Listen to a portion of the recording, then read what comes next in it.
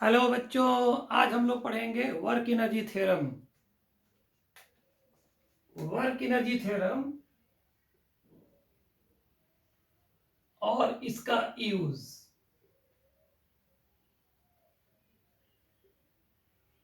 क्या है ये वर्क एनर्जी थ्योरम? बिल्कुल ब्रीफ में बात करते हैं थ्योरी में, इस थ्योरम के बारे में। देखो, ये थ्योरम ये कहता है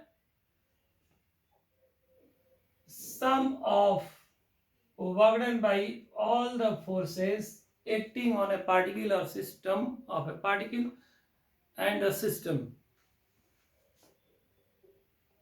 is equal to the change in kinetic energy of the given particle or system।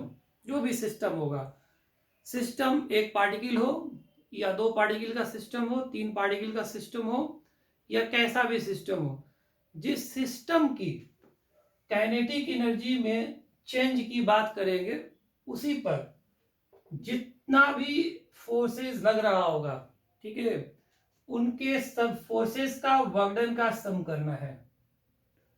मतलब आप ये कह सकते हो कि ये जो है basically it is net work done. Net work done on the system. Net work done का मतलब क्या होता है कि जितने भी फोर्सेस लग रहे होंगे, लिखा है कि this is basically work done sum of work done by all the forces acting on a particle or the system of particle or whatever be the system chosen, ठीक है, for which the change in kinetic energy is calculated is considered। अब ये देखिए, all the forces में क्या होता है? All the forces का मतलब क्या होगा? ऑल मतलब सारा, ठीक है। ये हमने इसमें कहीं भी मेंशन नहीं किया है कि the forces should be external और इंटरनल या व्हाटएवर भी। ऑल टाइप्स मतलब all forces, internal external forces and whatever be the type of forces. Even अगर सूडो फोर्स है, ठीक है, अगर अगर आपने कैलकुलेशन किया है वर्कडन का नॉन इनर्शियल एक्सीलरेटेड फ्रेम से, तो वहां पे अगर सूडो फोर्स लग रहा होगा किसी पार्टिकल या सिस्टम पे, तो उसका भी वर्कडन इसमें कंसीडर करना होगा, ठीक है। इसका मतलब ये होता है, हमें ये नहीं देखना है कि काइनेटिक एनर्जी को चेंज करने के लिए एक्सटर्नल फोर्स होगा या कौन सा होगा, नहीं।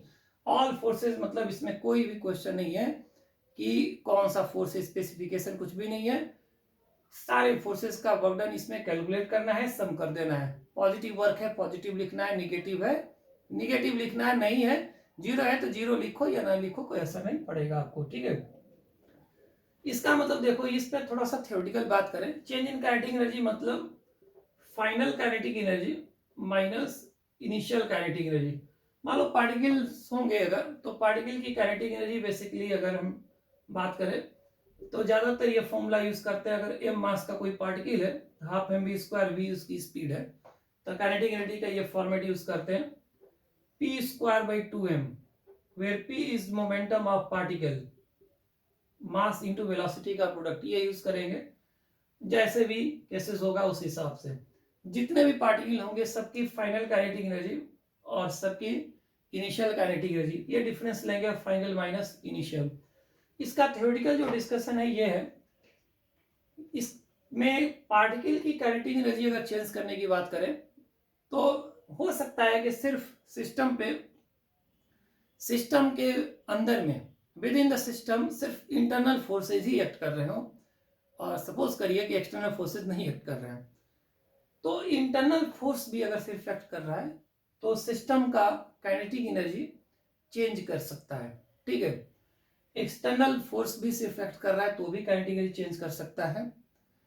कोई सा भी फोर्स है वो इन काइनेटिक एनर्जी को चेंज कर सकता है, ठीक है।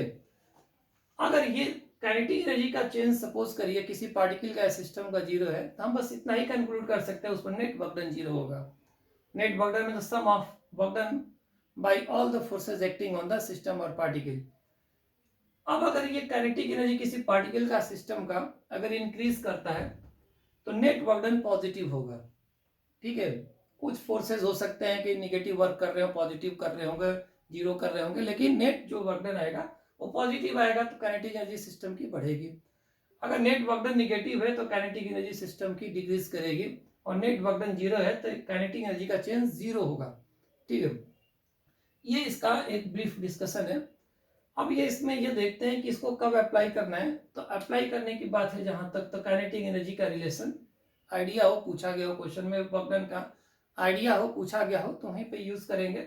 और इसके साथ कोई भी लिमिटेशन नहीं है कि सिस्टम के अंदर में अगर कोई नॉन कंजर्वेटिव फोर्सेस का वर्क डन आ रहा है तो इसमें कोई भी ऑब्जेक्शन नहीं है, हमें सारे फोर्सेस का वर्क डन कंसिडर कर लेना है, बस हमें बस इतना ही केयर करना है। तो ये एक छोटा सा थ्योरम है जिसका बहुत बड़ा यूज है मैकेनिक्स में, और मैकेनिक्स का यूज हर जगह फिजिक्स में हो सकता है, कहीं पे भी। बस हमें बस ये केयर करना है कि जिस पे भी ये अप्लाई कर रहे हैं, ठीक है, उस पर नेट वर्क डन कैलकुलेट करना है, उनका बीच में रिलेशन बनाना है। और कभी भी जब भी सोचें क्वेश्चन सॉल्विंग के दौरान, तो हमेशा इसे राइट साइड से लेकर सोचना है पहले, क्योंकि जिस पार्टिकल या सिस्टम के लिए हम काइनेटिक एनर्जी के चेंज की बात करेंगे उसकी फाइनल और इनिशियल काइनेटिक एनर्जी के बारे में बात करना है, तो ये लिखना ज़्यादा थोड़ा सा कन्वीनियंट होगा। अब यहाँ पे ये करना होता है कि जिसकी भी काइनेटिक एनर्जी के चेंज की बात करेंगे उसमें पहले क्लियर कट हमें यह देख लेना होगा कि कौन कौन से फोर्सेस एक्ट कर रहे हैं। ठीक है, उन फोर्सेस का वर्क डन यहाँ पे कोई भी चीज हमसे स्केप नहीं होना चाहिए, छूटना नहीं चाहिए, अदरवाइज ये गलत हो जाएगा, गलत रिजल्ट देगा। ठीक है, अब आते हैं कोई क्वेश्चन पे, और छोटे से लेकर बड़े क्वेश्चन आते हैं जो भी इसमें। अब ये वर्डन की जो बात कर रहे थे कैलकुलेशन में, ऐसा हो सकता है कि उस पार्टिकल पे या सिस्टम पे कोई वेरिएबल फोर्स भी हो सकता है, कांस्टेंट भी हो सकता है। तो ये हमें आइडिया है कि कांस्टेंट फोर्स का वर्क डन हम निकालते हैं F force uniform force vector, ठीक है, डॉट प्रोडक्ट लेते हैं डिस्प्लेसमेंट वेक्टर के साथ, उसको कह सकते हैं F vector dot S vector, work done है। यूनिफॉर्म फोर्स के लिए यूज करते हैं is equal to F S cos theta, where theta is angle between uniform force and the displacement vector, right. अगर कोई फोर्स वेरिएबल है उसका work done calculate करते हैं तो एक जनरल फॉर्मूले के थ्रू करते हैं, W is equal to integration of force dot dr from initial to final position, जो भी होगा इसको हमें यूज करना होता है। और ये फॉर्मूला हम यूनिफॉर्म फोर्स के लिए भी यूज कर सकते हैं, एफ वेक्टर बाहर आ जाएगा तो वही आ जाएगा F vector dot S vector. ठीक है, ये वर्क डन कैलकुलेशन का वे है, हमारे पास इतने अप्रोच है। अगर कोई ग्राफिकल क्वेश्चन है, सपोज करिए फोर्स वर्सेस पोजीशन का कोई ग्राफ है, तो उसके एरिया के थ्रू हम वर्क डन कैलकुलेट करते हैं और एरिया को साइन के साथ लेते हैं, मतलब पोजीशन के ऊपर वाला जो एरिया होगा एफ एक्स ग्राफ में उसको पॉजिटिव कंसीडर करते हैं और नीचे जो होगा वो नेगेटिव कंसीडर करेंगे। ठीक है, वर्क डन का कॉन्सेप्ट वर्क डन से रिलेटेड है। अब आते हैं एक क्वेश्चन पे हम, और ये क्वेश्चन जो है ये आईपीएमटी का आया हुआ क्वेश्चन है। क्वेश्चन का जो ये थॉट है इसमें यह है कि यहाँ पे सपोज करिए एक स्प्रिंग है, जनरली ये क्वेश्चन स्प्रिंग कांस्टेंट क्या है, ये जनरली इस तरीके से ये रहता है क्वेश्चन, लैंग्वेज फॉर्मेट में रहता है। ये जो स्प्रिंग है या जो सपोर्ट ये ऊपर बनाया गया है ये सब मासलेस है।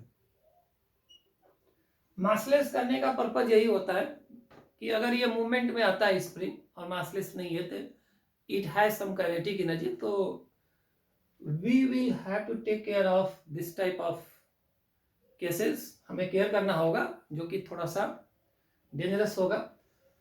तो इसमें यहाँ पे एक ऑब्जेक्ट को, ए मास का ऑब्जेक्ट है, ये ब्लॉक है, कोई भी पार्टिकल है सपोज करिए, ये इसको यहाँ से रिलीज किया गया रेस्ट से, और ये हाइट है यहाँ पे h, this block is release from rest from height h, यहाँ से जो ये स्टेटस है यहाँ पे स्प्रिंग रिलैक्स कंडीशन में है, मतलब यहाँ पे कोई भी कंप्रेशन या एक्सटेंशन नाम की कोई चीज नहीं है। ठीक है, अब इस ब्लॉक को जब हम रिलीज किए तो ये ब्लॉक इसमें आता है, उसके बाद इसके साथ अटैच होके स्प्रिंग को कंप्रेस करता है। तो ये क्वेश्चन में दिया गया है कि the spring is compressed through distance D, ये दिया हुआ है क्वेश्चन में। हम क्वेश्चन साथ में समझा रहे हैं, मतलब ये इस डी डिस्टेंस तक कंप्रेस होती है स्प्रिंग, यहां तक ही कंप्रेस होती है, मैक्सिमम कंप्रेशन है D distance. D is basically the maximum compression in spring up to distance D X, ये कंप्रेस होती है स्प्रिंग। तो हमें ये बताना है what is the net work done on the block. Options दिए गए थे, देखिए मैक्सिमम कंप्रेशन है, रिलीज किया ब्लॉक को और ब्लॉक इसमें आता है वापस डी डिस्टेंस तक कंप्रेस करता है। तो इसमें ये फाइंड करना है, find the net work done on the block, कहां से कहां तक के लिए, ये जो ए पोजीशन है मान लीजिए बी पोजीशन है, फॉर ए टू बी पूरे मूवमेंट के लिए बात किया गया है। क्योंकि देखिए वर्क डन कभी भी होता है या किसी भी केस में बात करें नेट वर्क डन की, तो नेट वर्क डन हमेशा एक ड्यूरिंग डिस्प्लेसमेंट के लिए बात होता है, एक पर्टिकुलर गिवन डिस्प्लेसमेंट कहां से कहां गया है उस पर बात हो रही है। अब एक चीज ये देखा जाए तो ये ब्लॉक को रिलीज किया, यहाँ पे भी कहा कि मैक्सिमम स्प्रिंग कंप्रेस हुई है, तो जब ये ब्लॉक यहाँ आ गया होगा इसके थ्रू इसमें यहाँ पे, तो यहाँ भी फाइनली वेलोसिटी बी पॉइंट पे 0 है। तो अगर ये देखा जाए तो चेंज इन काइनेटिक एनर्जी क्या है, 0 है, ठीक है। तो नेट वर्क डन तो 0 होगा, बट ऑप्शन में क्या था कि नेट वर्क डन 0 का कोई ऑप्शन नहीं था। तो spring half K D square M G H D M G H plus D, इस टाइप का कोई ऑप्शन दिया गया था, ठीक है। ये तो कंफर्म है कि नेट वर्क डन इसमें 0 है। तो नेट वर्क डन जो 0 है उसको हम कैसे कैसे लिख सकते हैं, इसमें कितना नेट वर्क डन हुआ, तो कैसे कैसे लिख सकते हैं आप, ये देखिए वर्क एनर्जी थ्योरम लगाएंगे तो नेट वर्क डन तो 0 है जी, ठीक है। चेंज इन काइनेटिक एनर्जी 0 है, तो चेंज इन काइनेटिक एनर्जी 0 है, फाइनल माइनस इनिशियल 0 है। अब यहाँ पे कौन कौन सा फोर्सेज ब्लॉक पे बात कर रहे हैं कि ब्लॉक पे कौन कौन सा फोर्सेज एक्ट कर रहा है जो वर्क डन कर सकता है। तो पहली बात तो इस पे अगर देखा जाए तो mg है, और जब ये स्प्रिंग के कांटेक्ट में आता है तो स्प्रिंग फोर्स जब कंप्रेस होता है तो स्प्रिंग फोर्स भी लग रहा होता है, और स्प्रिंग फोर्स हमें पता है कि वेरिएबल फोर्स होता है। तो यहाँ पे वर्क डन एक तो ग्रेविटी का होगा, दूसरा वर्क डन स्प्रिंग फोर्स का होगा। कोई और फोर्स ब्लॉक पे एक्ट नहीं कर रहा है except gravitational force and spring force, ठीक है, ड्यूरिंग द एंटायर जर्नी जो भी दिया है। अब देखिए यही नेट वर्क डन है और ये change in kinetic energy equal to 0 है। तो mg का वर्क डन क्या होगा, तो mg का वर्क डन हमें पता है कि mg जो फोर्स है नीचे लग रही है यहां से लेकर यहां तक के लिए जो entire displacement h plus D है, तो mg का जो वर्क डन आएगा mg h plus D positive आएगा, यूनिफॉर्म फोर्स का वर्क डन का फॉर्मूला लगेगा, ठीक है। तो mg वर्टिकली डाउनवर्ड फोर्स है और वर्टिकली डाउनवर्ड डिस्प्लेसमेंट है, दोनों फोर्स और डिस्प्लेसमेंट वेक्टर के बीच का एंगल 0 डिग्री है, तो दोनों ही एक ही डायरेक्शन में है। आप कह सकते हैं यूनिफॉर्म फोर्स का फॉर्मूला लगाया है एफ एस कॉस थीटा, बिल्कुल सही है। तो mg into H plus D. अब स्प्रिंग फोर्स देखिए यहाँ से नेचुरल पोजीशन है, रिलैक्स कंडीशन से डी मैक्सिमम कंप्रेस हुई है, तो स्प्रिंग फोर्स का जो वर्क डन का फॉर्मूला होता है हाफ के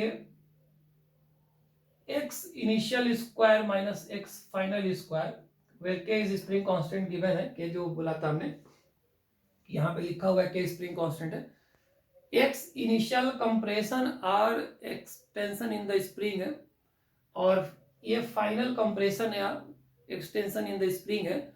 और बिल्कुल केयर करने वाली बात है, एक्साई केयरफुली सुनना, x i and x f are always taken from natural position of spring means relax condition, x 0 से लिया जाता है, ठीक है। और ये मैटर नहीं कर रहा है कि ये कंप्रेशन है एक्स आई एक्स या एक्सटेंशन इन द स्प्रिंग है, बट कंसिडरेशन कहां से करेंगे मतलब इनिशियल कहाँ से स्प्रिंग पहले इनिशियली कहाँ थी और फाइनली कहाँ पहुंची है, किस कंडीशन में, कंप्रेस कंडीशन है या एक्सटेंडेड कंडीशन है, कोई मतलब नहीं है। बट ये जो कंसीडर कर रहे हैं इनिशियल फाइनल, ये x0 से काउंटिंग है। तो देखिए यहाँ स्टार्टिंग x0 से ही है, तो ये ऑलरेडी xi हमारा x मतलब 0 हो गया एक तरह से देखा जाए तो, हाफ के 0 स्क्वायर और माइनस फाइनली डी कंप्रेस हुई है तो डी स्क्वायर है, मतलब minus half K D square हो गया। ठीक है, तो minus half K D square है, यही नेट बर्डन हुआ और यही टोटल मिला के 0 है। तो यही नेट बर्डन आप इस साइड से जवाब दो तो ये भी डब्ल्यू नेट है, और इस साइड से जवाब दो तो भी 0 है। ठीक है, ये यहां से यहां तक है मैटर। अगर मान लीजिए कि ये ऑप्शन रहता, और हो सकता है कि मैक्सिमम कंपैरिजन जबकि लिख दिया है तो इस तरीके से लिखते थे, और शायद मान लीजिए कि कुछ यहाँ पे अगर ऐसा केस होता कि अगर ये मैक्सिमम कंप्रेशन नहीं होता तो वहां पे मतलब बीच रास्ते में थोड़ा बात कर लो, तो जब ऑब्वियसली कोई ना कोई स्पीड रही होगी ब्लॉक की, ठीक है, तो यहाँ चेंज इन काइनेटिक एनर्जी भी आने लगेगा। तो इस साइड का ऑप्शन दिया गया था, इसे हम करेक्टली लगा देंगे बिल्कुल। इसकी खासियत यही है वर्क एनर्जी थ्योरम की, ये सिंगल लाइन में ही मोस्ट प्रोबेबली बना देगा क्वेश्चन को। अब आते हैं फिर अनदर क्वेश्चन पे।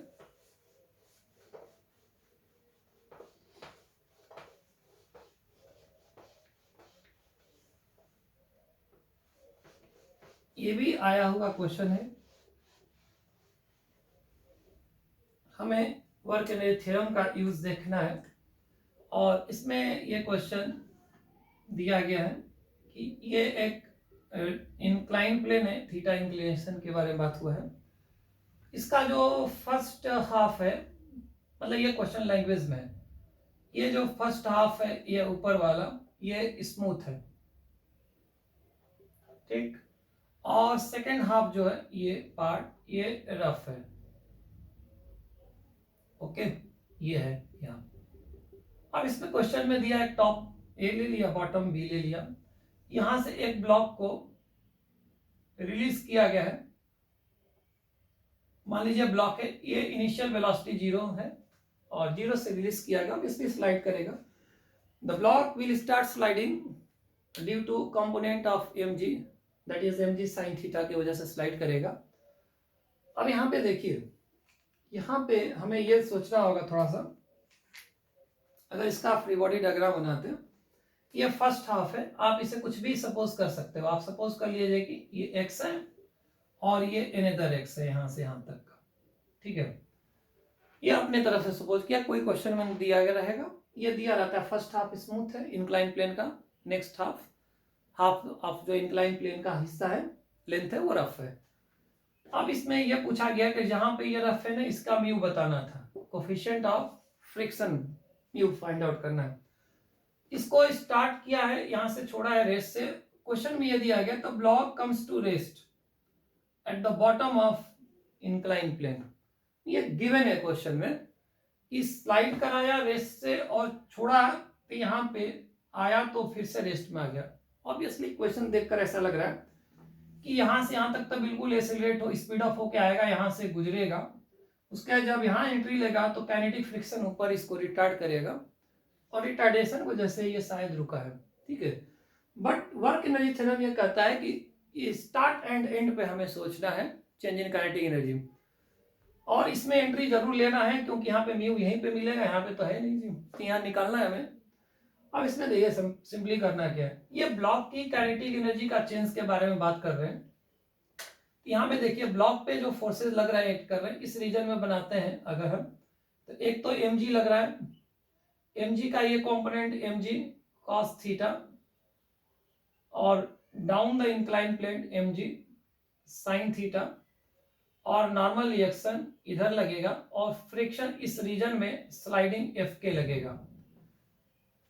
fk पता है हमें, म्यू के इनटू नॉर्मल रिएक्शन होगा, normal reaction is here mg cos theta. अब देखिए इस ब्लॉक की यहां से हम मोमेंट पे बात करते हैं, चेंज इन काइनेटिक एनर्जी क्या है, फाइनली 0 है, इनिशियली 0 है, ठीक है, क्लियर हो गया कि net work done must be 0। अब जितने भी फोर्सेस एक्ट कर रहे हैं सबका वर्क डन का सम करेंगे तो नेट 0 ही आना है, लिख चुका है ऑलरेडी हमने। तो नेट वर्क डन अगर सपोज करिए इसमें कोई पूछता था आंसर तो 0 इसमें भी है। अब ये देखते हैं निकालना है जो उसमें क्या होता है।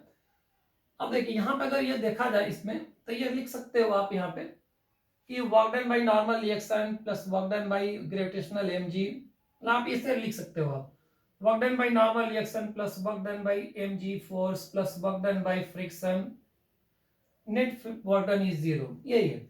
अब ये देखिए चूंकि ब्लॉक का डिस्प्लेसमेंट यहां से यहां तक जो हो रहा है उसमें नॉर्मल रिएक्शन और डिस्प्लेसमेंट में 90 डिग्री एंगल है, तो इसका वर्क डन 0 है। अब रही बात mg के वर्क डन और फ्रिक्शन की, दो बात बचा है, यानी दोनों एक दूसरे के इक्वल अमाउंट का वर्क डन, एक प्लस एक माइनस होना जरूरी है, अदरवाइज 0 नेट कैसे आएगा, ये तो कॉमन सेंस की बात है। तो अब क्या करते हैं हम mg का वर्क डन, तो mg का वर्क डन निकालने के लिए अगर ये देखें तो जैसे नॉर्मल है वैसे mg cos थीटा का वर्क डन 90 की वजह से 0 है। अगर वर्क डन कर रहा है तो mg sin थीटा का कंपोनेंट जो कि एक यूनिफॉर्म फोर्स का एक्ट करेगा और यहां से लेकर यहां तक लगेगा। तो mg sin थीटा का जो वर्क डन है फोर्स यूनिफॉर्म फोर्स है और डिस्प्लेसमेंट आप यहां से लेकर यहां तक ले लो 2x है। और फ्रिक्शन जो है यहां से फर्स्ट हाफ में तो लगेगा नहीं, इधर लगेगा। तो ये फ्रिक्शन जो है इधर है up the incline plane, uniform force है यहां से यहां तक के लिए काइनेटिक फ्रिक्शन, और डिस्प्लेसमेंट इसका x होगा। अब बात Fk की है तो Fk का फॉर्मूला होता है mu into normal reaction is here mg cos theta. अब ध्यान से देखा जाए इसको mg sin theta into 2x, बस फॉर्मल स्टेप्स लिखे जा रहे हैं, mu mg cos theta into x, x cancel हो गया यहाँ पे और mg कैंसिल हो गया, तो म्यू की वैल्यू क्या आ गई 2, यहाँ पे बचा हुआ है sin theta by cos theta means tan theta, ये आंसर हो जाएगा। अब क्या है कि इस क्वेश्चन को देखा जाए तो लग रहा है कि लॉज ऑफ मोशन का है क्वेश्चन, देखने में ऐसा ही लगा है। तो कहीं भी क्वेश्चन में कोई इस बात का डिस्कशन नहीं था कि वर्क डन का नाम है या कहीं कुछ भी, एक आइडिया हमें लगा कि इनिशियल और फाइनल स्पीड का आइडिया लगा है तो हम वर्क एनर्जी थ्योरम यूज कर सकते हैं, ऐसा हमको लगा।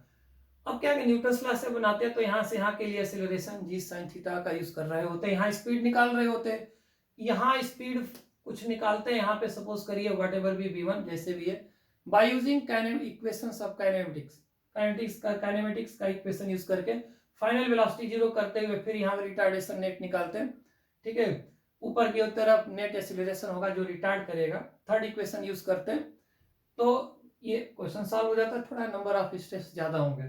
तो हमें यूटिलाइजेशन देखना है कि what is the utilisation of work energy theorem and how will solve the question in shortest time by using the work energy theorem, बजाय कि हम किसी और स्टेप्स को या किसी और मेथड को फॉलो करें।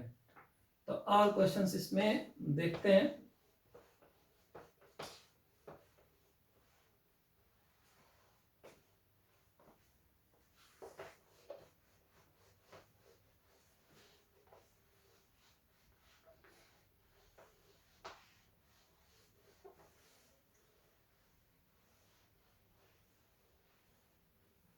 अब देखिए एक क्वेश्चन और बात करते हैं हम इसमें, आईपीएमटी का ही क्वेश्चन है।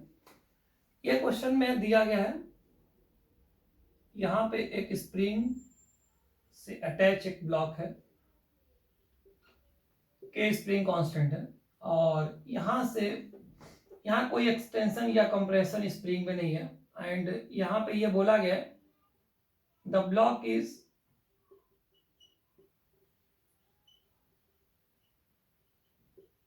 suddenly released from rest। तो मेन क्वेश्चन तो ये है कि इसमें कि what is the maximum extension in the spring, ठीक है। एक्सटेंशन मैक्सिमम निकालना इसमें, find the maximum extension in spring कितना होगा। क्वेश्चन तो ये भी हो सकता है कि इक्विलिब्रियम में एक्सटेंशन कितना होगा जब ये ब्लॉक इक्विलिब्रियम से गुजर रहा होगा।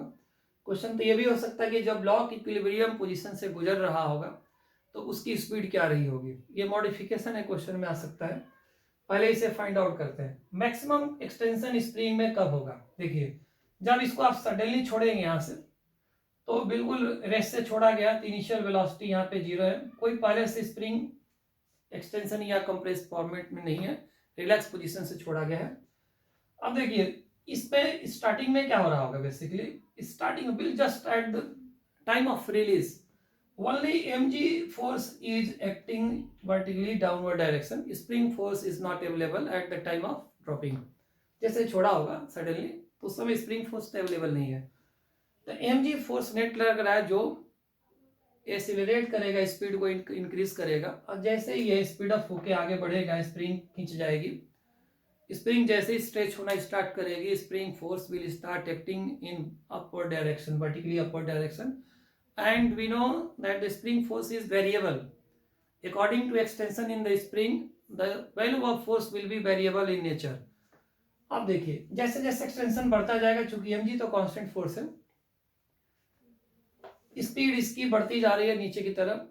अब एक स्टेज ऐसा आएगा कि स्प्रिंग फोर्स बढ़ते बढ़ते एक्सटेंशन बढ़ने की वजह से mg को किसी इंस्टेंट पे इक्वेट कर देगा, मतलब बैलेंस कर लेगा। बैलेंस करेगा उस स्टेज पे क्या होगा कि स्प्रिंग में एक्सटेंशन x नॉट होगा इन इक्विलिब्रियम, तो mg के इक्वल होगा, इसको बोलते हैं इक्विलिब्रियम एक्सटेंशन, जो कि आंसर mg/k है, जो कि इसका आंसर है नहीं। ठीक है, अब क्या हुआ कि यहाँ पे तो बैलेंस हो गया, वहां पे स्पीड अप होते होते कोई स्पीड रही होगी, उसके बाद जैसे ही इक्विलिब्रियम पोजीशन को ये क्रॉस करेगा, मान लीजिए कि ये पोजीशन इक्विलिब्रियम का है यहाँ पे, तो यहाँ पे कोई इसकी स्पीड रहेगी, तो ऐसा नहीं कि सडनली ये रुक जाएगा। अब जैसे इसको क्रॉस करेगा स्पीड से, mg तो कांस्टेंट है, kx नॉट से अब ज्यादा हो जाएगा एक्सटेंशन x नॉट से, तो kx नॉट से ज्यादा फोर्स लगेगा स्प्रिंग का ऊपर, तो नेट फोर्स अपवर्ड हो जाएगा, इसलिए अब ये रिटार्ड होने लगेगा, स्पीड कम होने लगेगा। अब देखिए स्प्रिंग तब तक खींचेगी जब तक ब्लॉक चलेगा, अब रिटार्ड होने की वजह से स्पीड इसकी कम होती होती जाएगी, और एक स्टेज ऐसा आएगा कि स्प्रिंग फोर्स इसको क्या करेगा, mg और स्प्रिंग फोर्स का जो नेट फोर्स ऊपर की ओर लग रहा है, रिटार्ड करते करते एक इंस्टेंट पे इसकी फाइनल वेलोसिटी 0 करेगा, और जैसे ही 0 होगा एक्सटेंशन का मैक्सिमम स्टेज वही होगा, क्योंकि अब जैसे ही रुकेगा इंस्टेंट पे इस एक्सटेंशन बंद हो जाएगा, यानी यहां से लेकर यहां तक का मैक्सिमम एक्सटेंशन ये रहा। इसके बाद स्प्रिंग फोर्स अपनी मैक्सिमम लेवल पे है, mg तो वही है जी कांस्टेंट, तो net force still acting in vertically upward direction, इसलिए इसको स्पीड अप कराना फिर शुरू करेगा, और वापस जाएगा स्प्रिंग फोर्स घटने लगेगा, और यहां से गुजरेगा, फिर स्पीड वो गेन करेगा जिससे गुजरा था, उसी से वापस ये जाएगा फिर जाएगा, ये ऑसिलेशन टाइप का हो रहा है, ऑसिलेशन होगा। ठीक है, हमें तो ये निकालना है, initial kinetic energy 0 and final is 0, तो change in kinetic energy is 0 - 0, यहां से लेकर यहां तक mg एक्ट कर रहा है, तो mg ग्रेविटेशनल फोर्स का वर्डन mg इंटू एक्स मैक्सिमम हुआ, और स्प्रिंग फोर्स वेरिएबल है, 0 एक्सटेंशन से स्टार्ट है और फाइनली एक्स मैक्सिमम एक्सटेंशन हुआ, तो इसका फॉर्मूला होगा वर्कडन का -12 के मैक्सिमम एक्सटेंशन का स्क्वायर, इसको उधर ट्रांसफर करते हैं अगर आप, तो mg x max is equal to half K x max square cancel हो गया, तो maximum extension is basically 2mg/k, जो कि इक्विलिब्रियम एक्सटेंशन का डबल है। अब एक क्वेश्चन ये रेज हो सकता है यहाँ पे कि what should be the speed, और कितनी होगी, यहाँ पे देखिए मैक्सिमम स्पीड होगी इक्विलिब्रियम से जब गुजर रहा होगा। ठीक है, क्योंकि इसके बाद तो रिटार्डेशन स्टार्ट हो जा रहा है, मतलब स्पीड अप हुआ फिर रिटार्डेशन स्टार्ट हो गया, यानी यही इक्विलिब्रियम स्टेज पे मैक्सिमम स्पीड होगी। अगर इसे निकालना है सपोज करिए, तो हम इसे निकाल सकते हैं,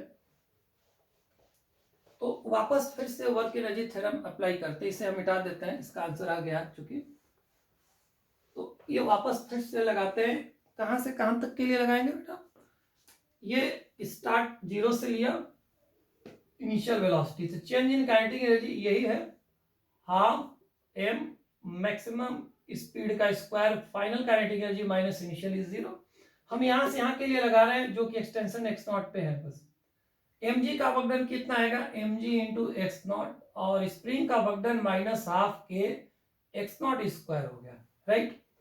अब क्या, चूंकि x नॉट की वैल्यू अभी हमने निकाला था mg/k होता है,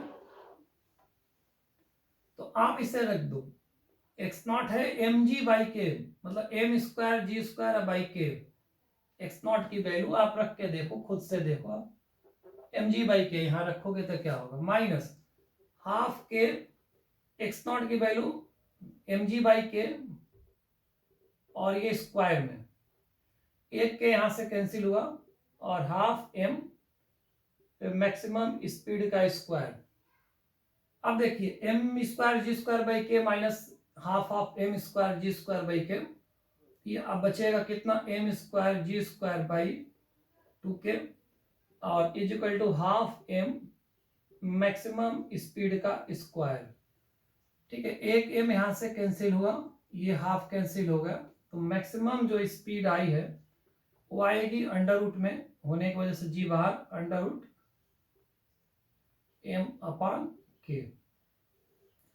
इस क्वेश्चन का जो मॉडिफाइड क्वेश्चन किया हमने, इसकी प्रोबेबिलिटी ऐसे हो सकती है कि आईपीएमटी में आया हुआ मैक्सिमम एक्सटेंशन वाला क्वेश्चन है, उसका एक मॉडिफाइड वर्जन है, तो बीच इक्विलिब्रियम के स्टेज में इसकी स्पीड पूछ सकता है, या ये भी पूछ सकता है कि कहाँ पे मैक्सिमम स्पीड होगी, तो यहीं पे होगी इक्विलिब्रियम स्टेज में। तो ये वर्क एनर्जी थ्योरम का अपना यूज है।